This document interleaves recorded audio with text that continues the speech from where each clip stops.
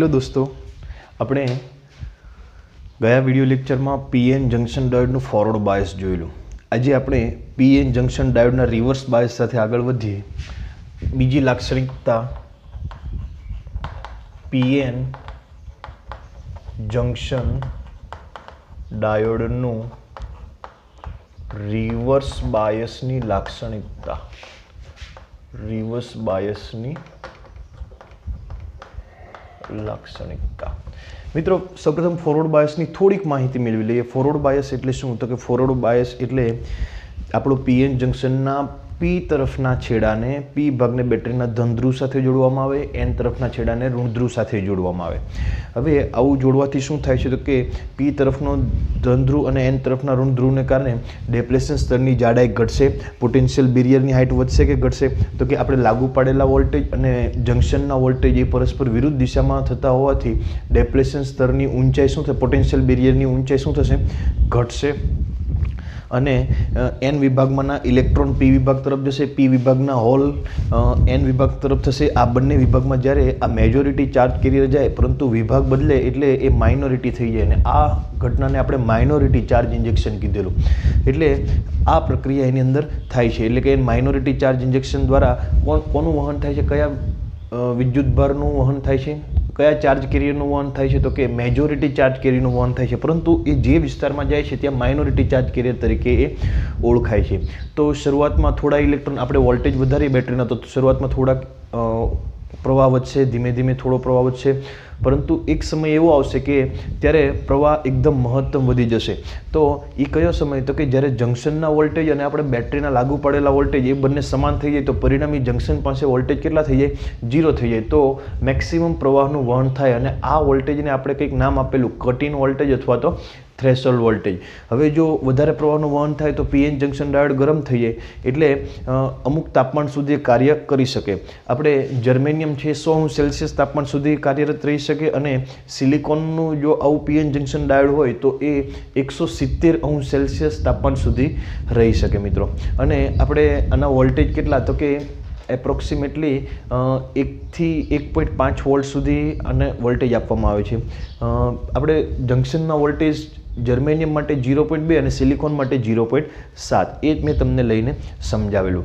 આ ઉપરાંત આનો કંઈક અવરોધ છે 10 ઓહ્મથી 100 ઓહ્મ જેટલો. આ પીએન જંક્શન ડાયોડનો અવરોધ એકદમ ઓછો હોય છે. આમાં કયા ક્રમનો પ્રવાહનું વહન થાય છે? ફોરવર્ડ બાયસમાં હંમેશા યાદ રાખજો મિત્રો, મિલી એમ્પિયરના પ્રવાહનું વહન થાય છે. કયા પ્રવાહનું વહન થાય છે? મિલી એમ્પિયરના. 3 વસ્તુ ખાસ યાદ રાખવાની કે પીએન જંક્શન ડાયોડ જ્યારે ફોરવર્ડ બાયસમાં હોય ત્યારે મિલી એમ્પિયરના પ્રવાહનું વહન થાય, ડેપ્લેશન સ્તરની જાડાઈ ઘટે, પોટેન્શિયલ બેરિયરની ઊંચાઈ ઘટે. તો આટલી માહિતી તમારે યાદ રાખવાની. હવે આજે આપણે રિવર્સ બાયસ જોઈએ. રિવર્સ બાયસમાં શું આવે છે? તો કે પીએન જંક્શન ડાયોડ હોય તો આપણે સૌપ્રથમ એક પીએન જંક્શન ડાયોડ તૈયાર કરી દઈએ. તમે કહેતા હશો કે સાહેબ રોજ એકની એક જ આકૃતિ દોરે, તો આપણે પીએન જંક્શન ડાયોડ છે તો એની એક જ આકૃતિ આવશે. આ બાજુ પી પ્રકારનો અર્ધવાહક, આ બાજુ એન પ્રકારનો અર્ધવાહક, અહીંયા જંક્શન બન્યું હશે. અને આપણે શું કહીશું? ડેપ્લેશન સ્તર કહીશું. અહીંયા કયો ચાર્જ કેરિયર હશે? આને કયો વિસ્તાર કહેવાય? ધન સ્પેસ ચાર્જ વિસ્તાર કહેવાય, કેમ કે એ ઇલેક્ટ્રોન ગુમાવશે અને ડોનર અશુદ્ધિ ધન આયન બનશે. અને કયો વિસ્તાર કહેવાય? ઋણ સ્પેસ ચાર્જ વિસ્તાર. કેમ? તો કે એ એનમાંથી ઇલેક્ટ્રોન મેળવશે અને ઋણ આયન બનશે. એક્સેપ્ટર અશુદ્ધિ જે હતી એ ઋણ આયન બનશે. અહીંયા મેજોરિટી ચાર્જ કેરિયર તરીકે ઇલેક્ટ્રોન હશે.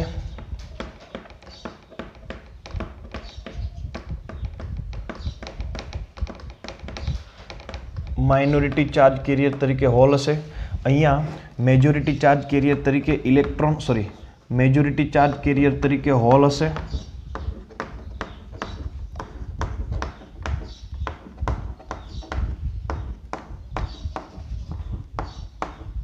અને માઇનોરિટી ચાર્જ કેરિયર તરીકે ઇલેક્ટ્રોન હશે. અને બીજું, અહીંથી આ જંક્શન છે તો જંક્શન અહીંથી આ બાજુ એક પ્રકારનું પોટેન્શિયલ બેરિયર હશે. એ પોટેન્શિયલ બેરિયરને આપણે V0 વડે દર્શાવીએ. કે શેના વડે દર્શાવીએ? V0 વડે દર્શાવીએ. અને એની આપણે આકૃતિ દોરવી હોય તો આવી દોરી શકીએ.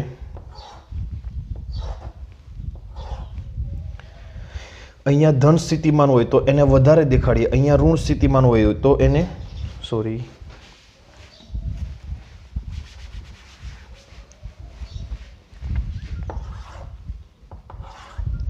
અહીંયા ધન સ્થિતિમાન તો એને વધારે દેખાડીએ, અહીંયા ઋણ સ્થિતિમાન તો એને ઓછું દેખાડીએ, અને અહીંથી જેમ આ બાજુ આવે તેમ તેમ સ્થિતિમાન વધતું જાય, ઋણમાંથી 0 થશે અને કેવું થઈ જશે, મહત્તમ થઈ જશે. આ જે ઊંચાઈ છે મિત્રો, એ ઊંચાઈ કેટલી છે પોટેન્શિયલ બેરિયરની? તો કે આ ઊંચાઈ અત્યારે V0 છે. કોઈ પણ જાતની બેટરીનું આપણે જોડાણ નથી કરતા ત્યારે પોટેન્શિયલ બેરિયરની જે ઊંચાઈ હશે એ કેટલી હશે? V0 જેટલી હશે મિત્રો. બરાબર યાદ રાખજો. ચાલો, હવે આપણે એને બેટરી સાથે જોડવાનું છે. બેટરી સાથે કયા પ્રકારનું જોડાણ કરવાનું છે? રિવર્સ બાયસ પ્રકારનું જોડાણ કરવાનું છે. PN જંક્શન ડાયોડને બીજી રીતે શેના દ્વારા દર્શાવી શકાય? તો કે એક આવી રીતે પણ PN જંક્શન ડાયોડને દર્શાવી શકાય મિત્રો. આ P, આ બાજુનો છેડો N. હવે આને બેટરી સાથે જોડવાનું છે. બેટરી સાથે કેવા પ્રકારનું જોડાણ કરવાનું છે? રિવર્સ બાયસ પ્રકારનું જોડાણ કરવાનું છે. રિવર્સ બાયસ એટલે P સાથે બેટરીનો નેગેટિવ અને N સાથે બેટરીનો પોઝિટિવ. તો રિવર્સ બાયસ જોડાણ આપીએ અહીંયા. P સાથે બેટરીનો નેગેટિવ અને N સાથે બેટરીનો પોઝિટિવ. તો આ રિવર્સ બાયસનું જોડાણ થઈ ગયું. આમાં આપણે રિવર્સ બાયસનું જોડાણ દર્શાવવું હોય તો P સાથે બેટરીનો નેગેટિવ અને N સાથે બેટરીનો પોઝિટિવ. તો આ રિવર્સ બાયસનું જોડાણ થઈ ગયું. બરાબર યાદ રાખજો મિત્રો. અહીંયા ઋણ, અહીંયા બેટરીનો ધન, અહીંયા ઋણ, અહીંયા બેટરીનો ધન, માઇનસ પ્લસ. આ બેટરીના છે, આ બેટરીના વોલ્ટેજ છે મિત્રો. ફરી વખત યાદ કરાવું કે બેટરીના વોલ્ટેજ, બેટરીનું વિદ્યુત ક્ષેત્ર, બેટરીના ટર્મિનલ વોલ્ટેજ કઈથી કઈ બાજુ હોય, એનું વિદ્યુત સ્થિતિમાન દર્શાવવું હોય તો કઈથી કઈ બાજુ દર્શાવાય? હંમેશા વિદ્યુત સ્થિતિમાન ધનથી ઋણ તરફ જ દર્શાવાય. આ જે V0 છે એ કોનું છે? આ PN જંક્શનનું વિદ્યુત સ્થિતિમાન છે. પરંતુ બેટરીના વિદ્યુત સ્થિતિમાનને તમારે દર્શાવવું હોય તો એ ધનથી ઋણ બાજુ દર્શાવે. તો બેટરીનો ધન આ બાજુ, બેટરીનો ઋણ આ બાજુ. તો આ બાજુ એનું બેટરીનું વિદ્યુત સ્થિતિમાન V થશે. બરાબર સમજણ પડે છે મિત્રો? આ જે વોલ્ટેજ છે એ આ જંક્શનના છે, આ જે વોલ્ટેજ છે કોના છે? બેટરીના. બંનેના ધનથી ઋણ, ધનથી ઋણ એક જ બાજુ છે. ફોરવર્ડ બાયસમાં કયા પ્રકારનું હતું? વિરુદ્ધ પ્રકારનું હતું. અહીંયા જંક્શનના વોલ્ટેજ આ બાજુ હતા, જ્યારે બેટરીના વોલ્ટેજ આ બાજુ હતા, કેમ કે આપણી બેટરીની પોલારિટી આ બાજુ હતી. તો મિત્રો અહીંયા તમને સમજણ પડી જશે કે અહીંયા જંક્શન પાસેના પરિણામી વોલ્ટેજમાં વધારો થશે કે ઘટાડો થશે. તો દેખી શકાય છે કે જંક્શનના વોલ્ટેજ એ આ બાજુ અને બેટરીના વોલ્ટેજ એ આ બાજુ. તો પરિણામી વોલ્ટેજ કેટલું થશે અહીંયા જંક્શનનું? તો કે જંક્શનનું પરિણામી વોલ્ટેજ થશે V પ્લસ V0. કેટલું થશે? V plus V0.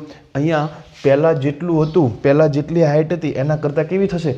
વધારે થશે. તો અહીંયા આપણે દર્શાવવું હોય, અહીંયા જંક્શનની નીચે જો આપણે આકૃતિ દર્શાવી હોય તો એ આકૃતિ આ પ્રકારની દર્શાવી શકાય. પહેલાં ખાલી V0 તો હવે અહીંયા ધનમાં V0 કરતાં કંઈક વધારે થશે અને ઋણમાં V0 કરતાં વધારે ઋણ થશે. તો આવી આકૃતિ દોરી શકાય.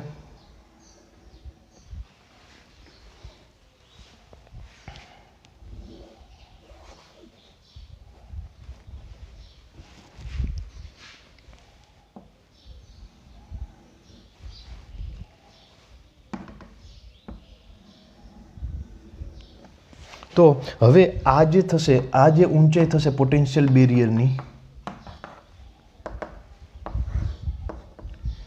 એ ઊંચાઈ પહેલાં કરતાં કેવી હશે? વધારે છે. V પ્લસ V0 કહી શકાશે મિત્રો. આ ક્યારનું જોડાણ હતું? બેટરી વગર હતું, બેટરી વગરનું હતું. જ્યારે આ જોડાણ ક્યારનું છે? તો કે ઓછા વોલ્ટેજે, બેટરી દ્વારા ઓછા વોલ્ટેજે, ઓછા રિવર્સ વોલ્ટેજે એવું કહી શકાય. હજુ જો તમે વોલ્ટેજ વધારો, અહીંયા બેટરીના વોલ્ટેજ તમે હજુ વધારો તો અહીંયા Vના મૂલ્યમાં હજુ વધારો થશે. V0 પ્લસ V એટલે કે V પ્લસ V0ના મૂલ્યમાં હજી વધારો થશે. તો તમને કેવો આલેખ મળશે? તો હજુ તમને આના વધારે તફાવત જોવા મળશે.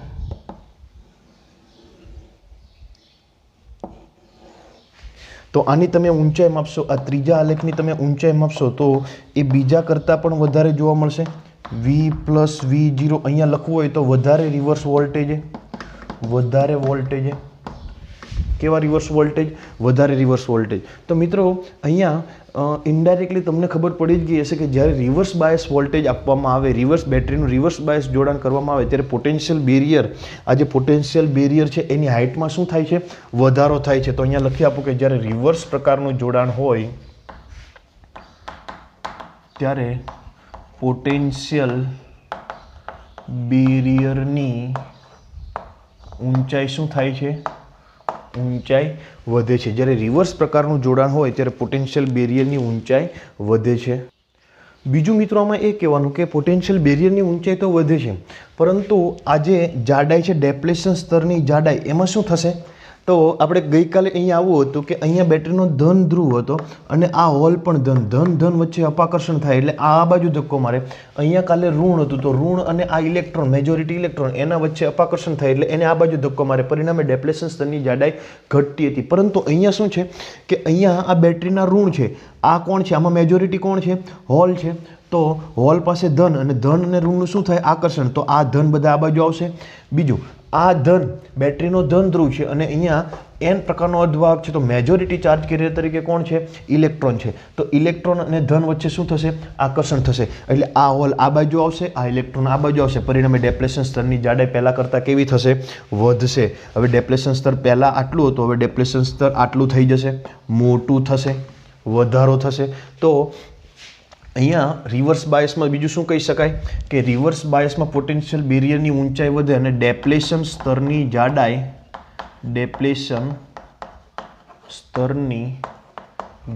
પણ શું થાય? વધે. ડેપ્લેશન સ્તરની વીથ પહેલાં કરતાં વધશે. આપણે ડેપ્લેશન સ્તરની જાડાઈ વધારીને દેખાડવું હોય તો આ પ્રકારે દેખાડી શકીએ.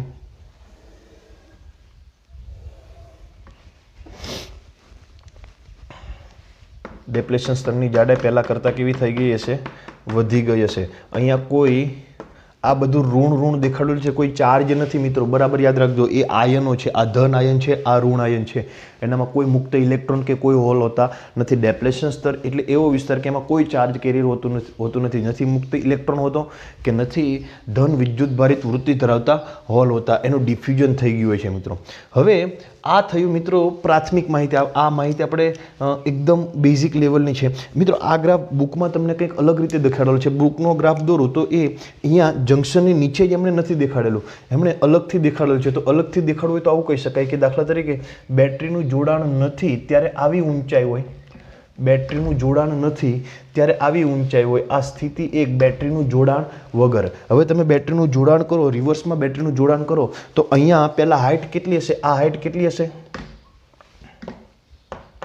આ હાઇટ V0 હશે. આપણે જંક્શનના વોલ્ટેજ જેટલી હશે. હવે તમે બેટરીનું રિવર્સ જોડાણ કરો તો આ હાઇટ પહેલાં કરતાં કેવી થઈ જાય? વધી જાય. તો એ આલેખને તમે આવી રીતે પણ દર્શાવી શકો. બુક પ્રમાણે દર્શાવવું હોય તો આવી રીતે આપણે પરીક્ષામાં બુક પ્રમાણે દર્શાવવા. આ માત્ર તમારી સમજૂતી માટે છે. તો આ તમારી બીજી પરિસ્થિતિ છે. ક્યારની પરિસ્થિતિ છે? જ્યારે તમે રિવર્સ બાયસ વોલ્ટેજ જોડો તો એનું મૂલ્ય તો આ પોટેન્શિયલ બેરિયરની ઊંચાઈમાં શું થશે? વધારો થશે. એટલે કેટલું થશે? V+V0 જેટલું થશે મિત્રો.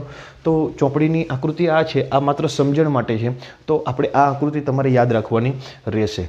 તો આ થયું મિત્રો રિવર્સ બાયસમાં ડેપ્લેશન સ્તરની જાડાઈ વધે, પોટેન્શિયલ બેરિયરની ઊંચાઈ વધે. હવે આપણે આગળ તરફ વધીએ તો અહીંયા પહેલાં જેટલું વિદ્યુત ક્ષેત્ર હતું એના કરતાં વિદ્યુત ક્ષેત્ર વધશે કે ઘટશે? તો કે વોલ્ટેજ વધે છે તો વિદ્યુત ક્ષેત્ર પણ શું થશે? વધશે. તો શું આ ઇલેક્ટ્રોન એનમાંના ઇલેક્ટ્રોન જે મેજોરિટી ચાર્જ કેરિયર છે એ આ જંક્શન કુદાવીને આ બાજુ આવી શકશે? નહીં. કેમ? તો કે આપણે ગઈકાલે કીધેલું કે સિલિકોન માટે આ 0.7 હોય ત્યારે આ પ્રક્રિયા અટકી જાય. કોઈ ઇલેક્ટ્રોન અહીંથી અહીંયા આવી શકતો નથી. આના વોલ્ટ 0.7 વોલ્ટ હોય તો કોઈ ઇલેક્ટ્રોન આ બાજુ આવી શકતો નથી. શરૂઆતમાં 0.1 હશે ત્યારે 0.2 વાળા ઇલેક્ટ્રોન આવી ગયા છે, 0.2, 0.3, 0.4. જ્યારે આ દિવાલ 0.7ની બની જાય, બે છેડા વચ્ચેનો ટર્મિનલ વોલ્ટેજ 0.7નો બની જાય, પછી કોઈ ઇલેક્ટ્રોન પાસે એટલી ઉર્જા હોતી નથી કે 0.7ની દિવાલ કુદાવી શકે, કે આ ઇલેક્ટ્રોન વિદ્યુત ક્ષેત્રની દિશામાં કે એ વોલ્ટેજ 0.7 વોલ્ટ હોય તો આ વિદ્યુત ક્ષેત્રની દિશામાં ગતિ કરી શકતો નથી. તો આપણે અહીંયા હવે બહારના બેટરી વડે દાખલા તરીકે આની વડે 0.1 વોલ્ટ આપણે આપ્યા તો પરિણામી કેટલા થશે? 0.8. શું 0.7 વડે નહોતું કૂદતું એ 0.8 વડે કૂદશે? નહીં, કેમ કે એમની પાસે એટલી ઉર્જા જ નહોતી. 0.7ની ઉર્જા પણ 0.7 વોલ્ટને અનુરૂપ ઉર્જા પણ નહોતી. એટલે આમાંથી એનમાંથી ઇલેક્ટ્રોન જ્યારે અહીંયા આવતા હતા એ પ્રક્રિયા થશે નહીં. એટલે કે જ્યારે તમે રિવર્સ બાયસ જોડશો ત્યારે એનમાંના મેજોરિટી આ બાજુ નહીં આવે કે પીમાંના મેજોરિટી આ બાજુ નહીં આવે. It is clear. આમાં મેજોરિટી ચાર્જ કેરિયરનું વહન થશે નહીં. કેમ નહીં થાય? તો એ મેં તમને સમજાવી દીધું કે 0.7 પ્રક્રિયા અટકી ગઈ હતી, તો હવે એના કરતાં વધારે તો ક્યારેય પ્રક્રિયા થાય જ નહીં. એના કરતાં તમે ઘટાડો તો થાય. એનામાં ઘટાડવાનું ક્યારે? જ્યારે તમે ફોરવર્ડ બાયસ આપો ત્યારે. તો આ ઇલેક્ટ્રોન આ બાજુ નહીં આવી શકે કે આ હોલ આ બાજુ આવી શકશે નહીં. બીજું મિત્રો, તો અહીંયા વિદ્યુત ક્ષેત્ર આ બાજુનું છે. વિદ્યુત ક્ષેત્ર કઈથી કઈ બાજુનું છે? આ બાજુનું છે. તો ઇલેક્ટ્રોન કઈ બાજુ ગતિ કરી શકે? વિદ્યુત ક્ષેત્રની દિશામાં કે એની વિરુદ્ધ દિશામાં? એની વિરુદ્ધ દિશામાં. તો આમાં જે ઇલેક્ટ્રોન છે એ આ બાજુ ગતિ કરી શકશે. શેનામાં? પી વિભાગમાં જે માઇનોરિટી ચાર્જ કેરિયર હતા એ વિદ્યુત ક્ષેત્રની વિરુદ્ધ દિશામાં સરળતાથી ગતિ કરી છે. પહેલાં એ નહોતા ગતિ કરી શકતા, પરંતુ હવે આ ઇલેક્ટ્રોન, કેમ કે એ વિદ્યુત ક્ષેત્રનું મૂલ્ય વધ્યું, તો આ ઇલેક્ટ્રોન જે પી વિભાગમાંના ઇલેક્ટ્રોન હતા એ સરળતાથી આ બાજુ જઈ શકશે, અને એન વિભાગના જે હોલ હતા એ સરળતાથી આ બાજુ જઈ શકશે. તો મિત્રો, ફોરવર્ડ બાયસમાં વિદ્યુત પ્રવાહનું વહન કોના દ્વારા થતું હતું? મેજોરિટી દ્વારા થતું હતું. જ્યારે રિવર્સ બાયસમાં કોના દ્વારા થશે? માઇનોરિટી દ્વારા. કેમ કે વિદ્યુત ક્ષેત્ર આ બાજુનું છે, તો આ ઇલેક્ટ્રોન આ બાજુ જશે, આ હોલ આ બાજુ જશે. ફરી વખત પાછું સમજાવી દઉં કે વિદ્યુત ક્ષેત્ર હંમેશા ધનથી ઋણ બાજુનું હોય છે. વિદ્યુત ક્ષેત્ર હંમેશા કઈથી કઈ બાજુનું હોય? ધનથી ઋણ બાજુનું. જો વચ્ચે કોઈક ઇલેક્ટ્રોન મૂકે તો એ કઈ બાજુ ગતિ કરે? ધન બાજુ જ ગતિ કરે. કેમ કે આનો વિદ્યુતભાર ધન, આનો વિદ્યુતભાર ઋણ, તો ધન અને ઋણનું આકર્ષણ થાય. એટલે ઇલેક્ટ્રોન છે વિદ્યુત ક્ષેત્રની વિરુદ્ધ દિશામાં ગતિ કરે. તો આ જે ઇલેક્ટ્રોન છે એ આ વિદ્યુત ક્ષેત્રની વિરુદ્ધ દિશામાં ગતિ કરશે, અને અહીંયા જો કોઈનું ધન વિદ્યુતભાર મૂકું તો એ કઈ બાજુ જશે? ઋણ બાજુ જશે. તો આ જે હોલ છે એ કયા છે? ધન, તો એ આ ઋણ બાજુ જશે. તો આમાં વિદ્યુત પ્રવાહનું વહન કોના દ્વારા થશે? માઇનોરિટી ચાર્જ કેરિયર દ્વારા થશે. મેજોરિટી ચાર્જ કેરિયર અહીંથી અહીંયા જશે નહીં, એનથી આ બાજુ જ નહીં જાય કે પીથી આ બાજુ નહીં જાય. તો મિત્રો, બીજી એક વાત એ કે આપણે ફોરવર્ડ બાયસમાં તમને પ્રવાહ કયા ક્રમનો મળતો હતો? મિલી એમ્પિયરના ક્રમનો મળતો હતો. તો આમાં મિલી એમ્પિયર કરતાં વધારે પ્રવાહ મળશે કે ઓછો પ્રવાહ મળશે? વિચારો તમે. તો કે આપણને ખબર છે કે મેજોરિટીની સંખ્યા વધારે તો એ મિલી એમ્પિયરનો મળતો હતો, પરંતુ માઇનોરિટીની સંખ્યા એકદમ ઓછી, તો શું એના કરતાં વધારે પ્રવાહ મળશે? નહીં, એના કરતાં કેવો પ્રવાહ મળશે? ઓછો પ્રવાહ મળશે. કેમ? તો કે આમાં માઇનોરિટીના કારણે માઇનોરિટીની સંખ્યા જ એકદમ ઓછી, સંખ્યા ઓછી એટલે તો એને માઇનોરિટી કહેવાય. તો માઇનોરિટીનું વહન ઓછું થશે તો પ્રવાહ કેવો મળશે? ઓછો મળશે. તો આમ રિવર્સ બાયસમાં તમને પ્રવાહ કયા ક્રમનો મળશે? માઇક્રો એમ્પિયરના ક્રમનો મળશે. જ્યારે ફોરવર્ડ બાયસમાં તમને મિલી એમ્પિયરના 10⁻³ ક્રમનો મળતો છે, જ્યારે રિવર્સમાં તમને પ્રવાહ કેવો મળશે? માઇક્રો 10⁻⁶ એમ્પિયરના ક્રમનો મળશે. તો મિત્રો, આઈ થિંક ઇટ ઇઝ તમારો ક્લિયર થઈ ગયો છે. હવે આપણે લાક્ષણિકતા દોરવાની છે. લાક્ષણિકતા એટલે શું? મેં ગઈકાલે પણ કીધેલું કે કોઈ પણ ઇલેક્ટ્રોનિક્સ ઇન્સ્ટ્રુમેન્ટ હોય તો એની લાક્ષણિકતા એટલે એનો I વિરુદ્ધ Vનો આલેખ. શું લાક્ષણિકતા એટલે? એનો I વિરુદ્ધ Vનો આલેખ. તો હવે આપણે એની લાક્ષણિકતા જોઈશું મિત્રો. તો મિત્રો, રિવર્સ બાયસની લાક્ષણિકતા એ તમારો 12મા ધોરણનો પ્રેક્ટિકલ પણ છે. મેં ગઈકાલે પણ કીધેલું કે આ બાયસિંગ આપવાનો પ્રેક્ટિકલ તમારે પરીક્ષામાં પૂછાઈ શકે. તો સૌપ્રથમ ફરી વખત એક સમજાવું કે તમારે જ્યારે પણ આ પ્રેક્ટિકલ જો તમારા ભાગમાં આવશે તો તમારે એક સર્કિટ ડાયાગ્રામ દોરવાનો થશે, અને આ સર્કિટ ડાયાગ્રામ આવી રીતે દોરી શકાય. સૌપ્રથમ તો તમારો PN જંકશન ડાયોડ હોવો જોઈએ. દાખલા તરીકે તમારી પાસે આ એક PN જંકશન ડાયોડ છે.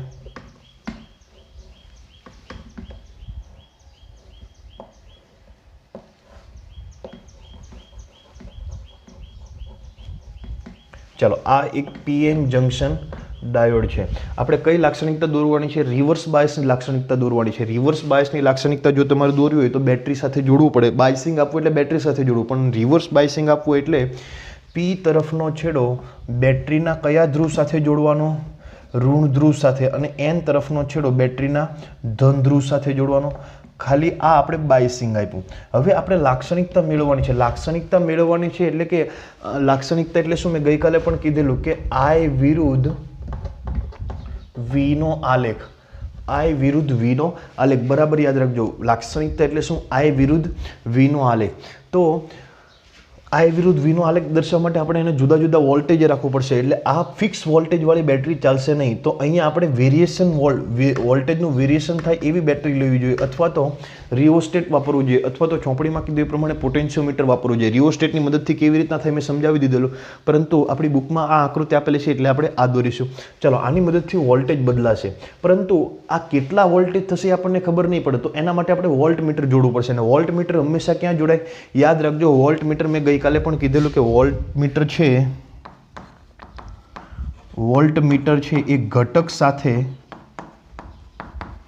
હંમેશા સમાંતરમાં જ જોડાય, હંમેશા સમાંતરમાં જોડાય. અને એ મીટર છે એ ઘટક સાથે હંમેશા શ્રેણીમાં જોડાય. વોલ્ટમીટર છે એ તમારે જેમાં વોલ્ટેજ માપવાના છે એની સાથે હંમેશા સમાંતરમાં જોડવાનું, અને પ્રવાહ માપવો હોય તો એ મીટર હંમેશા શામાં જોડવાનું? શ્રેણીમાં જોડવાનું. તો આપણે વોલ્ટમીટર જોડીએ તો વોલ્ટમીટર સમાંતરમાં જોડવાનું છે, તો અહીંથી પણ જોડી શકો, અહીંથી પણ જોડી શકો, તમારે જ્યાંથી જોડવું હોય ત્યાંથી જોડી શકો, પણ સમાંતરમાં હોવું જોઈએ. તો અહીંયા આપણે અને વોલ્ટમીટર જોડીએ. વોલ્ટમીટર એ આ બે છેડા વચ્ચેના પીએન જંકશન ડાયોડના બે છેડા વચ્ચે શું માપશે? વોલ્ટેજ માપશે. હવે પ્રવાહ માપવા માટે આપણે શું જોડવું પડશે? એ મીટર જોડવું પડશે. અહીંયા કયા ક્રમનો પ્રવાહનું વહન થશે? તો કે રિવર્સ બાયસ છે. રિવર્સ બાયસ તો મેજોરિટી કે માઇનોરિટી? માઇનોરિટીને કારણે વહન થાય. માઇનોરિટી તો સંખ્યા ઓછી, તો મિલી કે માઇક્રો? માઇક્રો એમ્પિયર, માઇક્રો એ મીટર તમારે મૂકવું પડશે. અને મેં કીધું એમ કે એ મીટર એ ઘટક સાથે શ્રેણીમાં જોડવામાં આવે. તો શ્રેણીમાં આપણે એ મીટર અહીંયા જોડીએ તો અહીંયા માઇક્રો એમીટર જોડી દીધું. તો આ થઈ ગઈ મિત્રો આપણી સર્કિટ. હવે અહીંયા આપણે વોલ્ટેજ વધારવાના છે. વોલ્ટેજ વધારતા જઈએ, અહીંયા વોલ્ટેજ માપતા જઈએ, કેટલો પ્રવાહનું વહન થાય છે એ આપણે જોઈએ. આપણે ફોરવર્ડ બાયસનો કાલે આલેખ દોરેલો એ કયા ચરણમાં મળેલો? પ્રથમ ચરણમાં. પણ રિવર્સ બાયસનો જો આલેખ દોરીએ આપણે તો એને ત્રીજા ચરણમાં જ દોરવામાં આવે છે. તો અહીંયા આપણે રિવર્સ બાયસનો I વિરુદ્ધ V નો આલેખ તૈયાર કરીએ.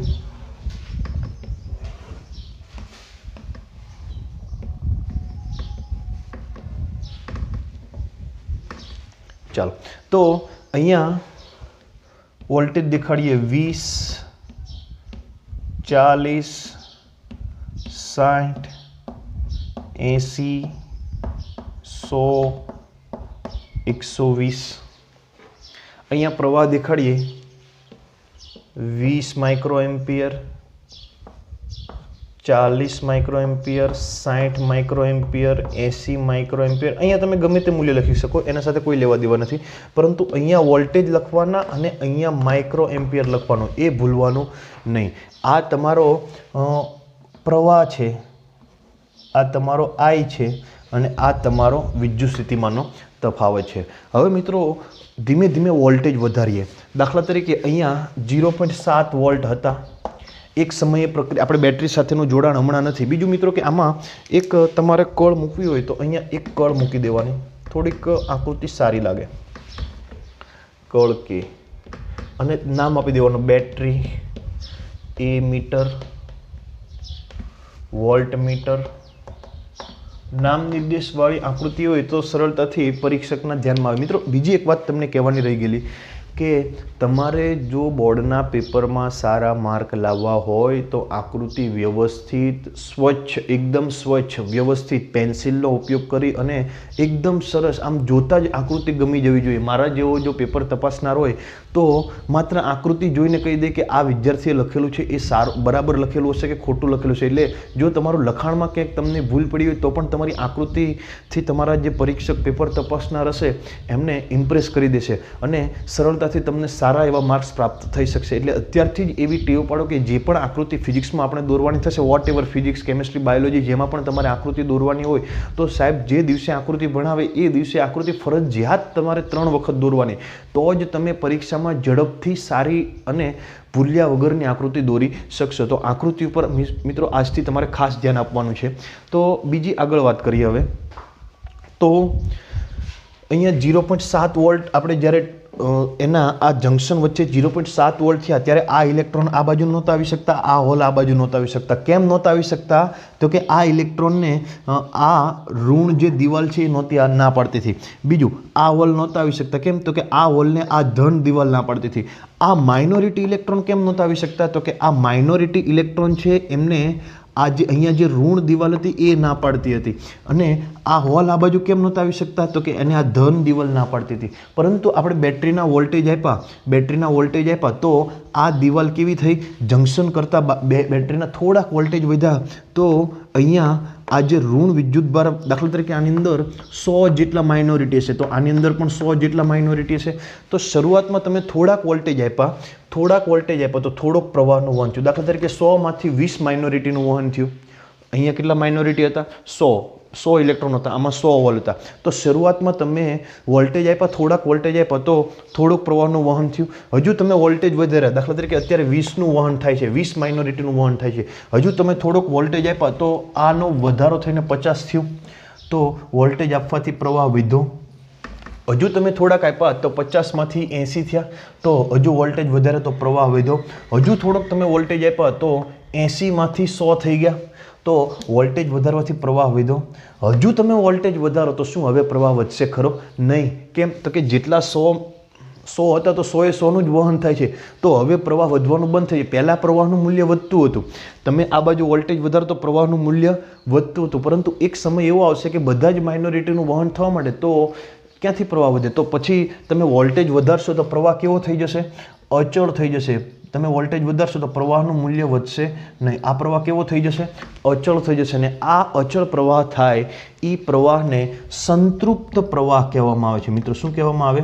સંતૃપ્ત પ્રવાહ. સંતૃપ્ત પ્રવાહનું વહન ક્યારે થશે? જ્યારે તમે રિવર્સ વોલ્ટેજ આપો અને પહેલાં પ્રવાહ વધે અને પછી પ્રવાહ અચળ થઈ જાય. તો જે પ્રવાહ અચળ થઈ જાય, જે તમને અચળ પ્રવાહ મળે, એ પ્રવાહને સંતૃપ્ત પ્રવાહ કહેવામાં આવે છે. બરાબર યાદ રાખજો સંતૃપ્ત પ્રવાહની વ્યાખ્યા. શરૂઆતમાં આમાં દાખલા તરીકે 100 માઇનોરિટી હોય તો શરૂઆતમાં થોડાક વિધા, 20 વિધા, 40 થયા, 80 થયા, 100 થયા. 100 થઈ ગયા પછી તમે જો વોલ્ટેજ વધારશો તો એમાં કંઈ ફેર પડશે નહીં, કેમ કે 100 એ 100નું જ વહન થશે. તો પછી તમે વોલ્ટેજ વધારતા જશો તો પ્રવાહ કેવો થશે? અચળ થઈ જશે. અને આ અચળ પ્રવાહને સંતૃપ્ત પ્રવાહ અથવા તો એનું બીજું નામ છે ચેસ્ચ્યુરાઇઝેશન પ્રવાહ. ચેસ્ચ્યુરાઇઝેશન પ્રવાહ. ચેસ્ચ્યુરાઇઝેશન પ્રવાહ બરાબર યાદ રાખજો. ગુજરાતી સંતૃપ્ત પ્રવાહ અને ઇંગ્લિશ ચેસ્ચ્યુરાઇઝેશન પ્રવાહ. તો મિત્રો આ જે અચળ પ્રવાહ થઈ જાય છે, હજુ તમે જો વોલ્ટેજ વધારે રાખો તો શું થશે? તો કે જો હજુ તમે વોલ્ટેજ વધારે રાખશો તો અહીંયા વિદ્યુત ક્ષેત્ર કેવું થઈ જશે? આ જંકશનના વિસ્તારમાં વિદ્યુત ક્ષેત્ર કેવું થઈ જશે? ખૂબ વધી જશે. અને જો વિદ્યુત ક્ષેત્ર ખૂબ વધી જશે તો બધા જે શુદ્ધ સિલિકોન અને તમારા જે પણ અહીંયા જાળી, આના સિવાયની જે જાળીદાર રચના હતી, જે આપણે નથી દર્શાવતા, ખાલી આપણે વધારાનો જ દેખાડીએ છીએ, બાકી શુદ્ધ જાળીદાર રચના તો હશે જ. પરંતુ જો તમે વધારે વોલ્ટેજ આપવાનું શરૂ રાખો, હજુ જો તમે વોલ્ટેજ વધારો તો એ જાળીમાંથી પણ ઇલેક્ટ્રોન બહાર નીકળવા માંડે. ફૂલ વોલ્ટેજ ખૂબ, તો એટલે કે જ્યારે વિદ્યુત ક્ષેત્ર ખૂબ વધી જશે ત્યારે એ પેલા બંધની અંદર જે ઇલેક્ટ્રોન બેઠા હતા, જે શાંતિથી બેઠા હતા, સ્થિર બેઠા હતા, એ ઇલેક્ટ્રોન પણ શું કરશે? બહાર નીકળવા મળશે. તો એક સમય એવો આવશે કે સંપૂર્ણ જાળીદાર, સંપૂર્ણ સહસંયોજક બંધ હતા એ બધા શું થશે? તૂટી જશે. અને એક સાથે ઘણા બધા ઇલેક્ટ્રોન આવી જશે. અહીંયા અત્યાર સુધી શું થતું હતું કે આપણે જે વધારાના જે ચાર્જ કેરિયર હતા એ ખૂટી ગયા હતા. ચાર્જ કેરિયર તો કોઈ હતા નહીં, કેમ કે માઇનોરિટી હતા, એ બધા તો માઇનોરિટીને કારણે આટલો પ્રવાહનું વહન થયું. તો એક સમય એવો આવશે કે જે જંકશનના વિસ્તારમાં વિદ્યુત ક્ષેત્ર ખૂબ વધી ગયું, તો એ વિદ્યુત ક્ષેત્રને કારણે જે પેલા સિલિકોનના ચાર્જ જે શાંતિથી બેઠા હતા, કોઈ પણ બંધ તોડ્યા વગર, સહસંયોજક બંધ કમ્પ્લીટ હતા, એ સહસંયોજક બંધ તૂટી જશે અને મોટા પ્રમાણમાં ઇલેક્ટ્રોન અને હોલનું ઉત્સર્જન થશે. અને જો આવું થાય, અહીંયા એક ઇલેક્ટ્રોન અને હોલનું નિર્માણ થયું, અહીંયા પેલા સહસંયોજક બંધ તૂટીને, તો ઇલેક્ટ્રોન આ બાજુ જશે, હોલ આ બાજુ જશે અને મોટા પ્રમાણમાં વિદ્યુત પ્રવાહનું વહન થશે અને એકાએક આ પ્રવાહ કેવો થશે? વધી જશે. હજુ તો જો તમે વોલ્ટેજ વધારશો તો પ્રવાહનું મૂલ્ય કેવું થશે? ખૂબ વધી જશે. તો જેટલા વોલ્ટેજે પ્રવાહ એકાએક વધી જાય, જેટલા વોલ્ટેજે પ્રવાહ એકાએક વધી જાય એને બ્રેકડાઉન વોલ્ટેજ કહેવામાં આવે છે. કયા વોલ્ટેજ કહેવામાં આવે? બ્રેકડાઉન વોલ્ટેજ, અથવા તો ક્રિટિકલ વોલ્ટેજ પણ કહેવામાં આવે છે, ક્રાંતિક વોલ્ટેજ પણ કહેવામાં આવે છે. બ્રેકડાઉન વોલ્ટેજ બરાબર યાદ રાખજો. રિવર્સમાં તમને બ્રેકડાઉન વોલ્ટેજ મળે, ફોરવર્ડમાં તમને એકાએક પ્રવાહ વધી જાય એને આપણે શું નામ આપેલું? કટ ઇન વોલ્ટેજ અથવા તો થ્રેશોલ્ડ વોલ્ટેજ. જ્યારે અહીંયા એકાએક પ્રવાહ વધી જાય એને કયા વોલ્ટેજ કહેવામાં આવે? Breakdown voltage. એને અહીંયા જે વોલ્ટેજ મળે એને બ્રેકડાઉન વોલ્ટેજ VBR વડે દર્શાવવામાં આવે. શાના વડે? VBR વડે.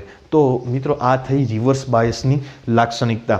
તમારી ચોપડીમાં ફોરવર્ડ અને રિવર્સની બંને એક સાથે આપેલી છે, આપણે બંને અલગ અલગ કરીને દર્શાવેલી છે. જો તમને પરીક્ષામાં પૂછે કે ફોરવર્ડ અને રિવર્સ બંને પૂછે તો તમે એક આકૃતિમાં દર્શાવી શકો, પરંતુ તમને ફોરવર્ડ પૂછે તો તમારે ફોરવર્ડનો જ આલેખ દોરવાનો, રિવર્સ પૂછે તો તમારે રિવર્સનો જ આલેખ દોરવાનો. ફોરવર્ડનો આલેખ તમારો પ્રથમ ચરણમાં આવશે, જ્યારે રિવર્સનો આલેખ તમારો કયા ચરણમાં આવશે? ત્રીજા ચરણમાં આવશે.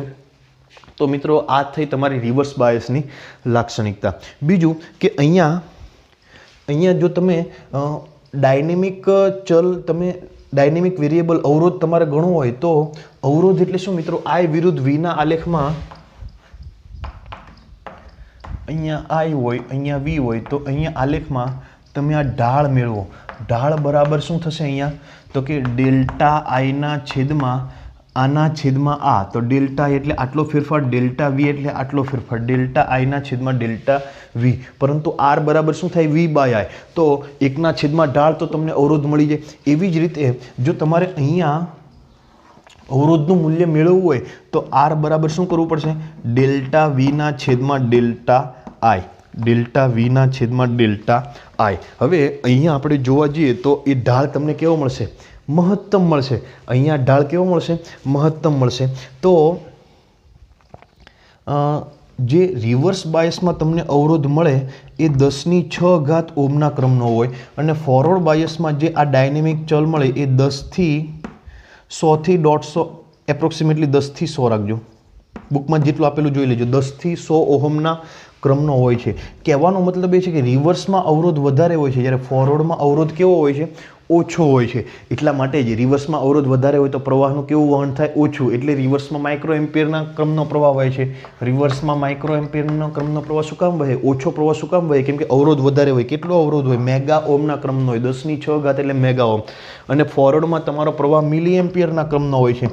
મિલી એમ્પિયરના ક્રમનો પ્રવાહ હોય તો અવરોધ કેવો હશે? એકદમ ઓછો હશે. તો આ થયું મિત્રો તમારું ફોરવર્ડ અને રિવર્સ. બરાબર એક વસ્તુ યાદ રાખજો કે ફોરવર્ડ બાયસમાંથી પ્રવાહનું વહન થઈ શકે, રિવર્સ બાયસમાંથી થઈ શકે, હા થઈ શકે, પરંતુ કેવું? એકદમ માઇનોર, એકદમ ઓછું. હકીકતમાં ન થાય એવું જ ગણી શકાય. માઇક્રો એમ્પિયર એટલે ખૂબ ઓછું, મિલી એમ્પિયરના 1000માં ભાગનું. તો એટલું યાદ રાખજો. તમને પરીક્ષામાં પ્રશ્ન પૂછાય કે વિદ્યુત પ્રવાહનું વહન કયા બાયસમાં થઈ શકે? તો ફોરવર્ડ બાયસમાં થઈ શકે. રિવર્સ બાયસમાં એકદમ ઓછું થઈ ન થતું હોય એવું કહી શકાય. તો મિત્રો આ થયું તમારું ફોરવર્ડ બાયસ અને રિવર્સ બાયસ. મિત્રો ગઈકાલે પણ તમને એક મેસેજ મોકલેલો કે દરેક વિદ્યાર્થી મિત્રએ જેટલી પણ થિયરી ચાલે એ રોજે રોજનો વિડીયો લેક્ચર રોજે જોઈ લેવો, અને ફરજિયાત મોઢે કરી અને એક વખત તમારે મોઢે લખી નાખવું. કેમ કે હજુ સ્કૂલ ક્યારે ખુલે એમનું કંઈ નક્કી નથી. આપણે સિલેબસમાં પાછળ રહી જવાની પૂરી સંભાવના છે. એટલે આ બીજી વખત ચલાવવામાં નહીં આવે. તમને ફરી એક વખત કહું છું કે આ બીજી વખત ચલાવવામાં નહીં આવે. તો અત્યારે જેટલું તમે ઘરે બીજું કંઈ જ કામ નથી, રોજના જે 5-6 વિડીયો લેક્ચર આવે એ કમ્પ્લીટ તૈયાર કરી દો, અને મોઢે લખી અને ફરજિયાત મને તમારે ફરજિયાત મોઢે લખીને મોકલવાનું છે. નહીં તો આજથી હું એક્શન લઈશ. બરાબર? દરેક વિદ્યાર્થી મિત્રો ખાસ ધ્યાન આપે. જેટલી પણ થિયરી ચાલે એટલી મને ફરજિયાત મોકલવાની છે. ધન્યવાદ મિત્રો.